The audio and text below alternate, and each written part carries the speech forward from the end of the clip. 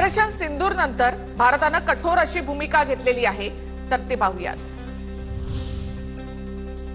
आयएसआयच्या निमंत्रणावरून गौरव गोगोईंचा पाक दौरा, गोगोईंना पाक गृह मंत्रालयाकडून थेट निमंत्रण, हिमंता बिस्वा शर्मा यांचे आरोप।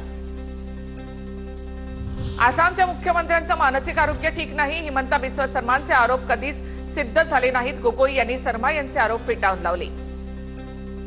सध्याची स्थिती विजयाची नसून युद्धविरामाची, अशामध्ये भारतीय जवानांच्या प्राणत्यागानंतरचा जल्लोष मनाला वेदना देणारा, मनसे नेते अमित ठाकरेंचं पंतप्रधान मोदींना पत्र। पाकचा उपपंतप्रधान आणि परराष्ट्र मंत्री इशाक डार आजपासून चीनच्या दौऱ्यावर, चीनच्या परराष्ट्र मंत्र्यांच्या आमंत्रणावरून डार चीनमध्ये, भारत पाक तणावाच्या पार्श्वभूमीवर इशाक डारचा चीन दौरा।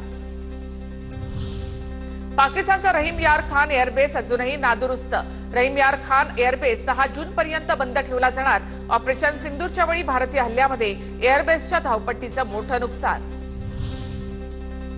टीसीएसकडनं शत्रू राष्ट्रांशी एमओयूवर बंदी घालणारं परिपत्रक जारी, तुर्कस्तान अझरबैजानमधील संस्थांशी सामंजस्य करार करणार नाही, टाटा इन्स्टिट्यूट ऑफ सोशल सायन्सेसकडनं संबंधित संस्थांना देखील सूचना।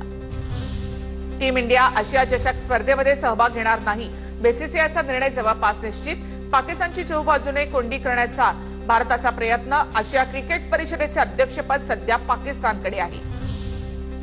कर्नल सोफिया कुरेशींवर आक्षेपार्ह वक्तव्य करणाऱ्या मंत्री विजय शहांना सुप्रीम कोर्टाने फटकारलं, मध्य प्रदेशशी संबंधित नसलेल्या 3 वरिष्ठ आयपीएस अधिकाऱ्यांची एसआयटी स्थापन करण्याचे आदेश।